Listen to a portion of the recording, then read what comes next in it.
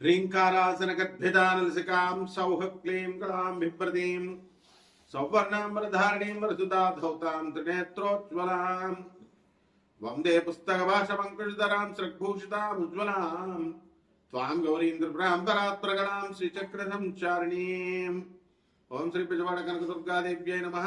श्री दुर्गामल्लेश्वराभ्यां नमः। ओं श्री गुरुभ्यो नमः। మనకి గోలోకం వెళ్ళలేం. శ్రీకృష్ణ పరమాత్మని రాధాదేవిని అక్కడ మనం చూడలేం. కొన్ని కోట్ల సంవత్సరాలు తపస్సు చేసినా సరే గోలోకం వెళ్ళలేం మనం. అలాగే బ్రహ్మలోకం వెళ్ళి బ్రహ్మదేవుని కలవలేం. మరి విష్ణులోకం వెళ్ళి వైకుంఠం వెళ్ళి విష్ణువుని కలవలేం.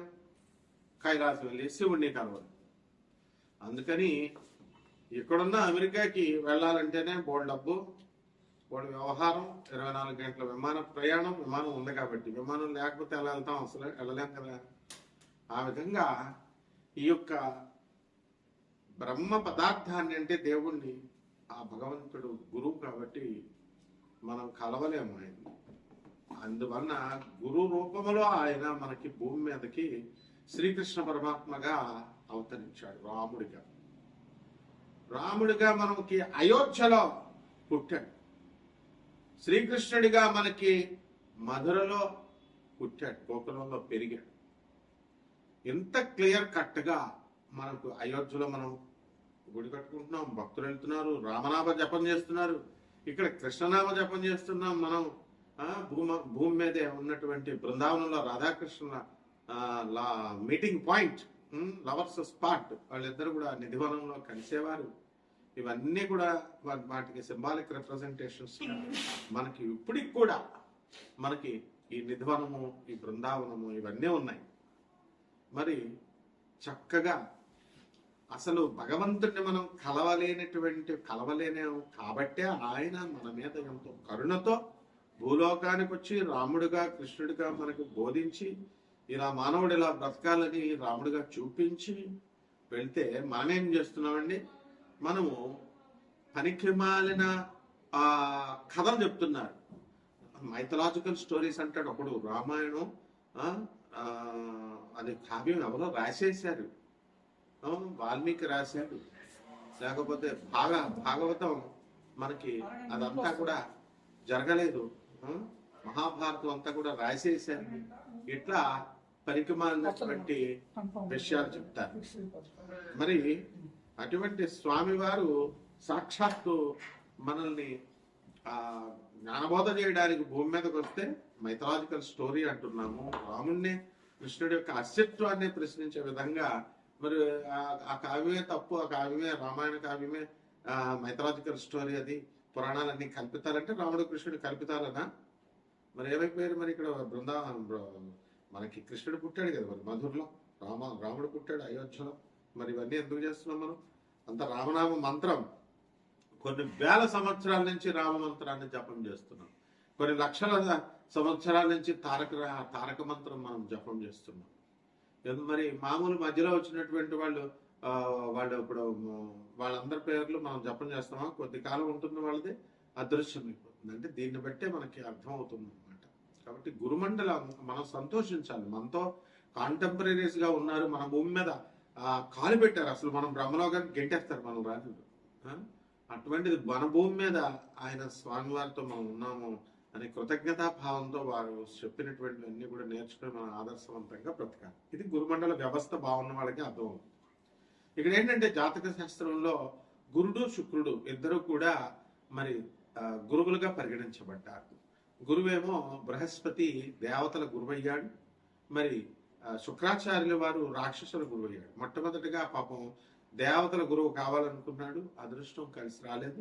అందువలన ఆయన్ని రాక్షసుల గురువు కావాల్సి వచ్చింది. ఆ రాక్షసుల గురువు అయినప్పటికీ కూడా ఆ రాక్షసుల యొక్క క్షేమాన్ని ఆయన కోరి ఎంత ప్రతి క్షణం కూడా ఆయన మంచిగా చెప్తున్నప్పటికీ కూడా వీళ్ళు వినకుండా ఆయన్ని ఎదిరించడం, ఆయన చెప్పిన మాట వినకుండా వాళ్ళు పతనమైపోవడం. ఈ లాస్ట్కి మన యొక్క చక్రవర్తి బలి, రాక్షస చక్రవర్తి బలి కూడా అదే విధంగా అయిపోయాడు. కాబట్టి ఇదంతా మనకి గురువు యొక్క కృప ఉండాలి. ఆ బృహస్పతి కూడా శుక్రాచార్యుల వారికి నమస్కారం పెడతాడు. శుక్రాచార్యుల వారి శిష్యుడు అతను. కాబట్టి శుక్రాచార్యుల వారి ఎంత మహా మేధావి అంటే మొత్తం అసలు కనీసము విష్ణుమూర్తి కూడా సింహరాశి, ఈ సింహరాశి వారికి అందరికీ కూడా సప్తమంలో ఉన్నటువంటి రాహు, అష్టమంలో ఉన్నటువంటి శని వక్రించి ఉండడము, దీని ద్వారా అనేకమైనటువంటి సమస్యలు ఈ యొక్క సింహరాశి వారికి వస్తాయి. జీవితం అంతా కూడా ఏదో నిరాశాజనకంగా వెళ్ళడము, నిర్లిప్తగా ఉండడము అనేటటువంటివి జరుగుతాయి. దాన ధర్మాల్లో అందవేసినటువంటి చేయనటువంటి సింహరాశి వారంతా కూడా కాస్త వీళ్ళకి డల్గా ఉండడం ఇలాంటివన్నీ కూడా జరుగుతాయి. అయితే ఈ రాశి వారికి అందరికీ కూడా మనకి అనుకున్న పనులు అనుకున్నట్లుగా మనకి ముందుకు వెళతాయి. అయినా సరే ఈ యొక్క గురుగ్రహం మనకి వ్యయ స్థితిలో జూన్ 2, 2026 సంవత్సరం తర్వాత కొన్ని సమస్యలు మనకు తెచ్చిపెట్టడానికి అవకాశాలు ఉంటాయి. షుగర్ లేనటువంటి వాళ్ళకి షుగర్ వ్యాధులు, గర్భ సంబంధమైనటువంటి ఇంటెస్టినల్ ప్రాబ్లమ్స్ ఇలాంటివి రావడానికి అవకాశాలు ఉంటాయి.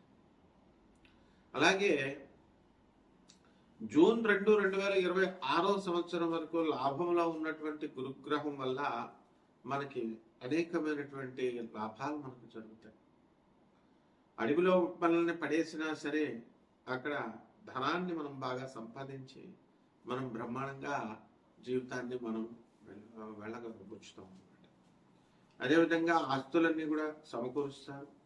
ఈ శుక్రుడు ఫిబ్రవరి 1, 2026 సంవత్సరం వరకు కూడా బలహీనంగా అస్తంగత్వంలో ఉండడం వల్ల, మఠంలో ఉండడం వల్ల మనకి అంతగా మనం డబ్బుల్ని అక్యుములేట్ చేయలేకపోతాం. ఈ యొక్క ప్రమోషన్స్ లో కూడా మనకి రావు. అలాగే మీ పిల్లల పెళ్ళిళ్ళు కానీ, మీ యొక్క వివాహాలు కానీ, ఇలాంటి వ్యవహారాల్లో కాస్త మీరు శ్రద్ధ చూపించలేకపోతారు. అలాగే సరైనటువంటి సెలక్షన్స్ మీరు వెతకలేకపోతారు.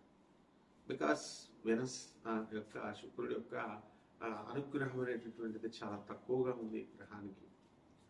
కాబట్టి ఈ రాశి వారికి ఉన్నటువంటి పిల్లలకు ఉన్న ఆ అనారోగ్యపు సమస్యలన్నీ కూడా క్రమేపీ మెడికేషన్ ద్వారా కొద్దిగా తగ్గడానికి అవకాశాలు ఉన్నాయి. అయితే వెంటనే తగ్గాలి, వెంటనే నార్మల్ పర్సన్ లాగా ఉండాలి అనేటటువంటిది మనం ఆశ పెట్టుకోకూడదు. స్లోగా అవుతాయి. పూర్వజన్మ కృతం పాపం రోగరూపేణ పీడిత. వాళ్ళ యొక్క పూర్వజన్మ కర్మల వల్లనే మనకి అనారోగ్యము అనేటటువంటి వాళ్ళకి తటస్థించడం జరుగుతుంది ఎవరికైనా సరే. కాబట్టి కర్మని మనం మార్చేసేది ఈ గురుగ్రహము, శుక్రగ్రహమే, అంటే గురువు. కాబట్టి ఈ యొక్క గురువు యొక్క అనుగ్రహం వలన మీకు కొన్ని మంచి పనులు జరుగుతాయి. ఇక పరిహారాల దగ్గరికి వచ్చేసరికి గురు జపం చేయండి, గురు స్తోత్రాలు చదవండి, గురువుకి కిలోం పావు శనగల్ని పసుపు రంగు వస్త్రాన్ని ఇచ్చి పేద బ్రాహ్మణులకి గురువారం నాడు ఉదయం 6 గంటలకు దానం చేసుకోండి. దశమహావిద్యలో ఒకటైనటువంటి తారా అమ్మవారి యొక్క హోమాన్ని జరిపించుకోవడం, తారా అమ్మవారి యొక్క మంత్ర జపం చేసుకోవడం ద్వారా సరిపోతుంది.